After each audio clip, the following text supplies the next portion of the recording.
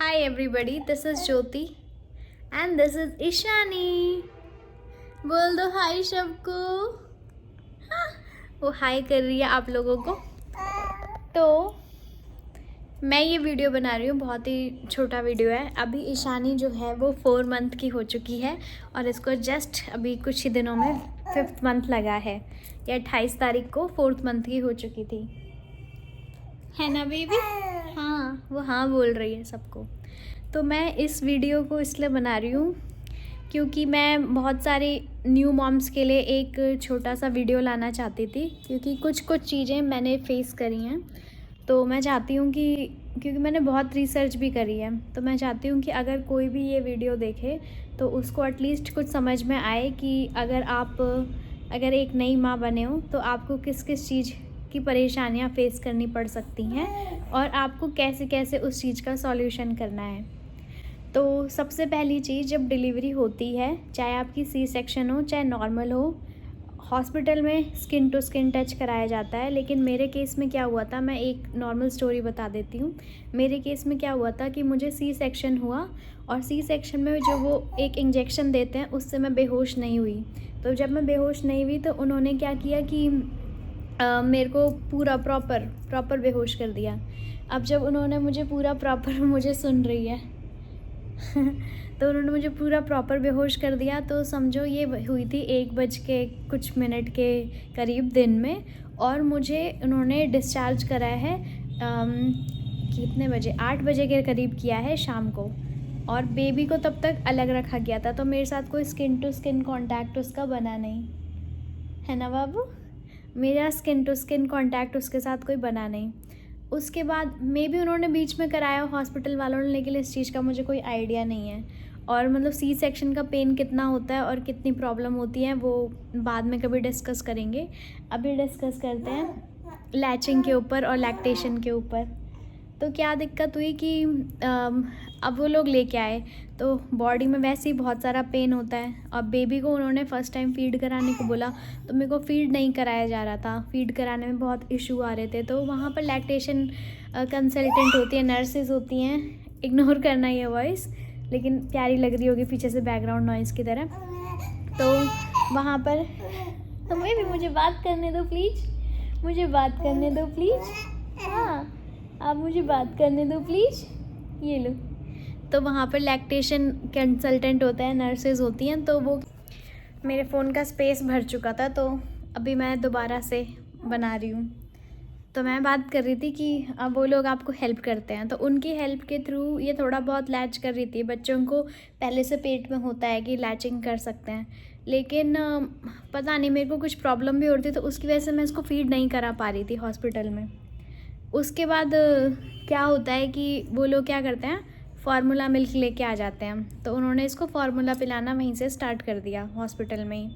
अब उन्होंने स्टार्ट कर दिया तो उसमें मुझे भी इतनी नॉलेज नहीं थी, प्लस मैंने डिलीवरी से रिलेटेड इतनी चीज़ें देखी, लेकिन उसके बाद की क्या प्रोसेस होती है उसके बारे में मैंने ना कुछ देखा ना किसी से कुछ पूछा। मतलब ऐसे लगा कि लगा क्या, मतलब देखा ही नहीं, सोचा ही नहीं उस चीज़ के बारे में क्या ही कुछ होगा। मतलब ऐसा है कि हो जाएगा ऐसा कि जब वो टाइम आएगा तब हम उसको रिएक्ट करेंगे उस चीज़ पे। तो इससे बढ़िया है कि हम पहले से ही उस चीज़ को पूरा का पूरा करके चलें, ताकि हमको फिर बाद में जाके पछताना ना पड़े, क्योंकि मैं बहुत ज़्यादा पछताई हूँ। अब क्या होता है कि उसके बाद क्या होता है कि अब एक दिन क्या हुआ कि इसको वहाँ पर हॉस्पिटल में आजकल क्या चल रहा है कि बच्चों को जॉन्डिस हो गया है, टेस्ट होंगे बहुत सारे, तो इसको NICU में लेके चले गए। इसको मतलब बहुत ही माइनर जॉन्डिस था, तो उसके लिए इसको लेके चले गए। तो वो रात को ही रखना था और फिर सुबह लाना था। तो उन्होंने मुझे एक पंप ऑफ़र करा कि आप पंप करके बेबी को मिल्क निकाल के उसको दे सकते हो वहाँ पर। अब ना मुझे वो पंप यूज़ करना है, तो उस समय क्या हुआ कि उन्होंने मुझे पंप यूज़ करना सिखाया। और मैंने तो ब्रेस्ट फीडिंग पंप के बारे में भी नहीं सोचा था कि ये भी मुझे कभी यूज़ करना पड़ेगा या फिर ये भी कुछ होता है। तो मैंने क्या किया कि उससे पंप करके देखा। अब इनिशियली मेरे को कुछ वाटर ड्रॉपलेट्स आने लगी और मेरे को लगा यार ये तो कुछ भी नहीं आ रहा, और मैं बॉडी से वैसे ही परेशान थी। तो मैंने सीधा बोल दिया कुछ नहीं आ रहा, आप अभी के लिए दे दो, वो फार्मूला दे दो जो आप दे रहे हो। तो ऐसे करके क्या हुआ, हम 3 दिन हॉस्पिटल में रहते हैं, 3 साढ़े 3 दिन। फिर चौथे दिन मेरा सी सेक्शन हुआ था, इसीलिए 3 दिन हो गए थे। चौथे दिन हम घर वापस आए थे। अब क्या हुआ, जब उन्होंने मतलब सिखाया, फिर मैं घर पे आई। तो घर पे आने के बाद भी अब मेरी मम्मी वगैरह सब लोग आए, फैमिली में लोग होते हैं, तो सब ने बोला कि ले इस तरीके से इसको दूध पकड़वा, ऐसे ऐसे करके इसको दूध पिला। मैंने कहा ठीक है। तो घर आने के बाद मैंने इसको फीड कराना स्टार्ट करा। अब इनिशियल डेज़ में क्या हो रहा था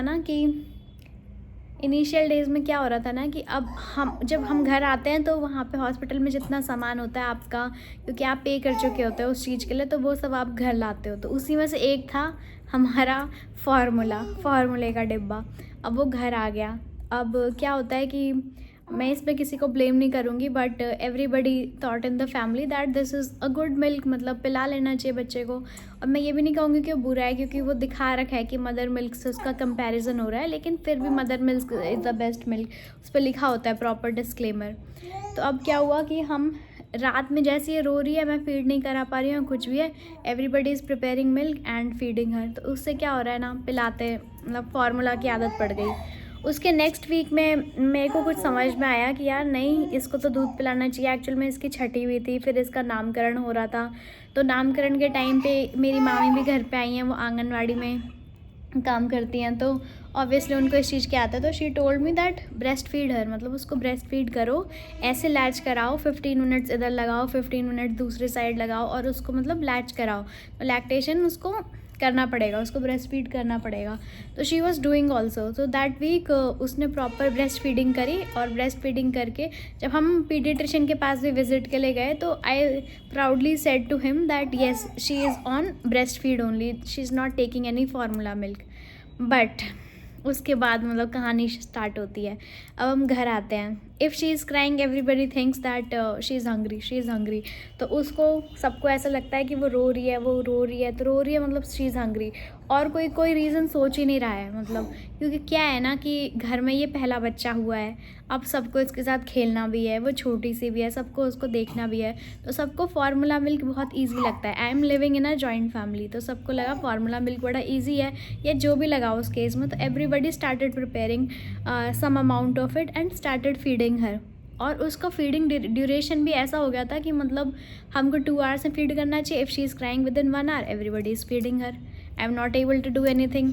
और मतलब मेरे को इतना वो फील हो रहा था उस समय कि मतलब मैं कुछ कर नहीं पा रही हूँ। लेकिन फिर मैंने रात को मतलब ऐसा सोचना स्टार्ट करा यार, मतलब कि सब मेरे को ब्रेस्ट फीड बोल रहे हैं, because whom ever I am calling they are talking about breast feeding. मतलब किसी से बात करो, everybody is saying that breastfeed your baby. Even though when we went to the doctor next time, I told them, doctor means pediatrician, जब उनके पास गए तो he was asking that what kind of milk she is taking. So we told that she is on breastfeeding and she is also taking formula milk side by side. So he was not happy after listening to it. वो खुश नहीं थे, और उन्होंने मुझसे कहा कि मतलब क्यों, क्या रीज़न है। तो my mother in law and I was there, so we said that मतलब सप्लाई कम है।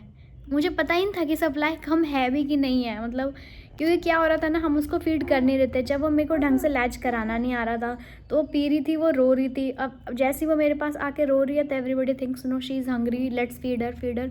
उस केस में सबका बहुत इन्वॉल्वमेंट रहा है बच्चे के लिए, और उस इन्वॉल्वमेंट के चक्कर में आई वॉज लिटरली मतलब बहुत फ्रस्ट्रेशन भी हो रहा था उस टाइम पे, एनजाइटी हो रही थी, और मतलब बहुत परेशान थी मैं उस टाइम पे ना। पहले 3 हफ्ते में बहुत ज़्यादा परेशान रही।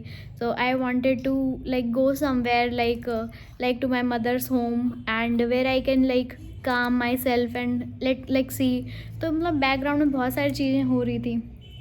अब उसी सिनेरियो में क्या होता है ना कि मैं कुछ वीडियोस भी देखती हूँ, वीडियोस में भी सब ब्रेस्ट फीडिंग के बारे में बोलते हैं, तो दिमाग में तो उसी टाइम आ रहा था। लेकिन क्या हो रहा था ना कि अपने आप से भी एक अंदर शक हो गया था कि शायद ये मतलब मेरे को दूध आता नहीं है, इसीलिए ये पीती नहीं है, इसीलिए ये रोती है, सो नहीं पाती, क्योंकि जब मैं इसको दूध पिलाती है प्रॉपर सोती नहीं थी। और घर में मतलब बाकी बहुत सारी चीज़ें चलती रहती थी। अब पहला बच्चा है तो सबको उसके साथ खेलना, ये सब करना, तो उस चक्कर में क्या होता है कि उसकी नींद भी बहुत डिस्टर्ब हो गई। तो उसके लिए हम किसी दिन अलग डिस्कस करेंगे, अभी सिर्फ एक टॉपिक को रखते हैं। अब क्या होता है कि मैं 4th वीक में वहाँ चली गई 1 हफ्ते के लिए, अपने घर चली गई। नवरात्रों का टाइम था, अपने घर चली गई। वहाँ पे क्योंकि कुछ था नहीं, तो मतलब मेरे को मम्मी बोल रही थी कि ला इसको अपने दूध से लगा के देख तो सही आएगा आएगा। तो मैंने कहा अच्छा चलो ठीक है, लगा के देखती हूँ।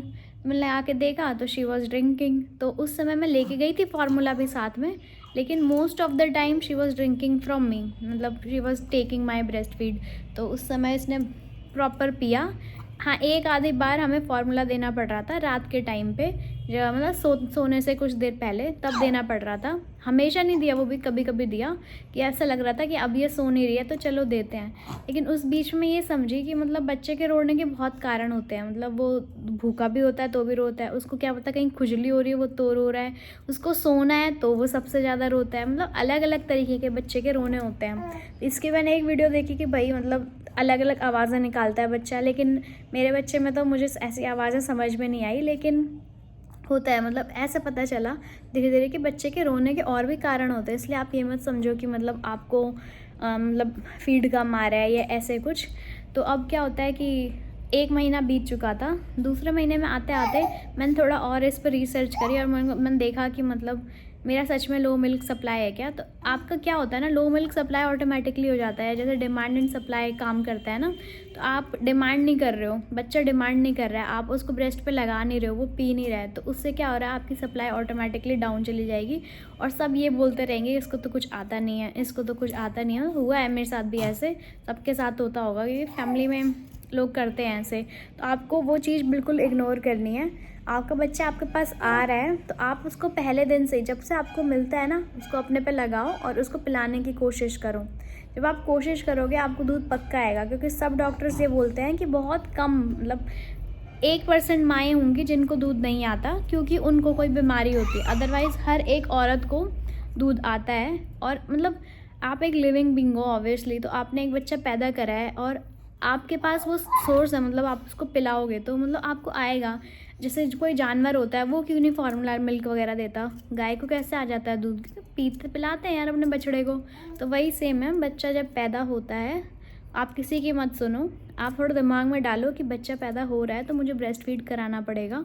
आप उसको ब्रेस्ट फीड कराओ, आपको दूध आएगा। लो मिल्क सप्लाई जैसा कोई केस नहीं होता है, ये आपके दिमाग का है। जो मतलब हम थॉट प्रोसेस जो रख लेते हैं ना, वही सब चलता रहता है हमारे दिमाग में। तो अब मैंने क्या किया है कि मतलब 2.5 महीने से, क्योंकि स्टार्टिंग में हम थोड़े परेशान रहते हैं, कोई सही से गाइडेंस नहीं दे पाता, तो इसीलिए आपको अपना खान पीन अच्छा रखना है। फिर मैंने 2.5 महीने से इसको प्रॉपर ब्रेस्ट फीडिंग स्टार्ट कराया। हाँ, मुझे बीच बीच में फार्मूला देना पड़ता है, बीच में इसने बहुत ज़्यादा फार्मूला पिया भी है because of involvement of everyone. But उसके बाद मैंने थोड़ा हाथ में अपने केस ले लिया, क्योंकि अब मुझे फ़ील हुआ नहीं यार, मतलब इसको पिलाना है। तो अब मैंने इसको जब पिलाना स्टार्ट किया तो मैं देख रही हूँ कि यार मुझे तो दूध आता है, वो पीती है। मैंने इसके लिए पंप भी ले लिया, मतलब मैंने कहीं से बोरो किया है पंप। वो पंप, उसका फ्लैन साइज़ मतलब मेरे से ही है रिलेटेड, तो मैंने उसको पंप करना स्टार्ट करा। When I pumped first time so it was 90 ml milk. So I thought यार वाई आई एम थिंकिंग, अभी तो ये सिर्फ 30 ml पीती है और मुझे तो फिर भी 90 आ रहा है, इसको मतलब तो यार मेरे को आता है दूध। तो ऐसे ही करके हमने इसको पिलाना स्टार्ट किया। हाँ, मेरे को ये भी प्रॉब्लम थी कि मतलब ये ब्रेस्ट हैवी जैसा केस या ऐसा कुछ, ये मेरे को समझ में नहीं आता था। टाइट होती हैं, लूज़ होती हैं, ऐसा मेरे को समझ में नहीं आता था। तो ऐसा हर किसी के साथ हो सकता है कि आपको कभी कभी समझ में ना आए, होता है, मतलब बहुत लोगों को होता है, बहुत ज़्यादा आता है। लेकिन आप लोग ऐसे हो कि अगर आपको बच्चा हो रहा है तो जितना उसको डिमांड होगी ना उतना आपको आएगा। इसलिए आप स्टार्टिंग से ही उसको पिलाने की कोशिश करना, तो आप कभी भी किसी को ब्लेम नहीं कर पाओगे। मैं अभी भी किसी को ब्लेम नहीं कर रही, मैं खुद को ही कर रही हूँ कि मुझे पहले से इस चीज़ के बारे में सीख लेना चाहिए था।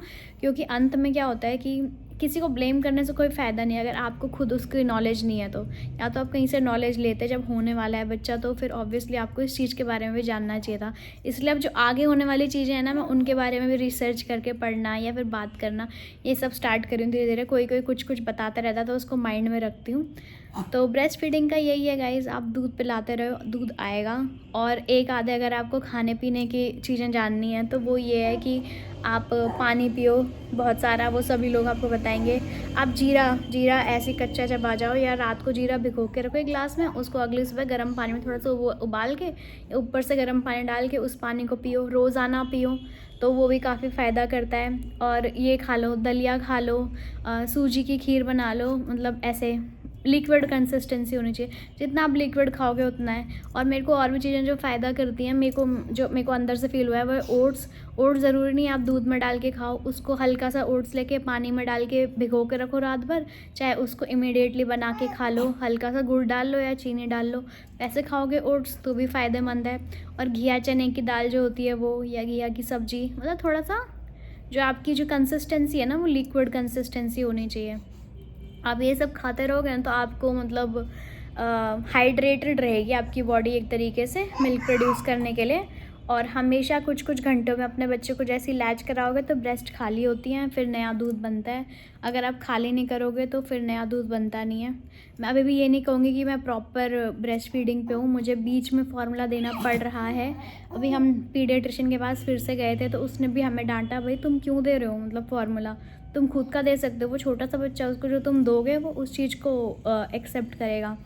तो उस वक्त हफ्ते भी मैंने मतलब प्रॉपर इसको ब्रेस्ट फीडिंग कराई है। तो ऐसे मतलब टाइम होता है, बच्चे को बीच में खिला लो, सुला लो, जो भी मतलब सोने की भी अलग अलग टेक्निक्स होती हैं, बच्चे को हेल्प चाहिए होती है सोने के लिए, तो बच्चे को सुला लो, उस बीच में आपको थोड़ा खाल पी लो और आपको टाइम मिल जाएगा नया दूध बनने के लिए। तो हर 3 घंटे में प्रॉपर दूध बन जाता है, 2 घंटे में थोड़ा बहुत दूध बन जाता है, या हर किसी का अलग अलग होता होगा। मैं बेसिक के लिए कह रही हूँ, जिसको लो मिल्क सप्लाई का इशू है, तो वही मेरे को था। तो अभी मुझे फ़ील हो रहा है कि हाँ मतलब बनता है दूध, तो ऐसे ही आपको बनेगा। आप आराम से पिलाओ, बिल्कुल टेंशन मत लो किसी की भी, घर वालों की, किसी की भी।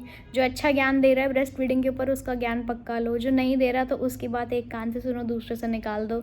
और ऐसे ही मतलब खुश रहो, मस्त रहो, बच्चे पे ध्यान दो, ऐसे ही बच्चे के साथ खुश रहो। तो अभी मैं पंप करके भी निकाल के रखती हूँ दूध, ये पंप से पीती है। और बस एक आधी बार हमें फार्मूला देना ही पड़ जाता है, क्योंकि कभी कभी ये इसकी डिमांड इतनी हाई हो जाती है कि उसमें ये मेरा एक्सेप्ट ही नहीं करती है। तो मतलब केसेस हैं अलग अलग, लेकिन आप फिर भी ज़्यादा से ज़्यादा अपना पिलाने की कोशिश करो, चाहे आपको थोड़ा बहुत ऊपर से फार्मूला देना हो रहा हो, फिर भी तो आपको आएगा, आराम से आएगा। Thank you so much for watching this video. I hope आपको कुछ हेल्प मिली हो मेरे एक्सपीरियंस से। अगर कुछ और चीज़ जाननी है तो मैं उसके ऊपर वीडियो पोस्ट कर लूँगी, जैसे कि निप्पल कन्फ्यूजन वगैरह, मैंने इस चीज़ के ऊपर पढ़ा है, तो ये भी एक्चुअल में होता है। तो इन चीज़ों के ऊपर मैं दोबारा कोई वीडियो बना के डाल दूँगी। तो अभी के लिए यही है। Thank you for so much for watching this video. Bye bye guys.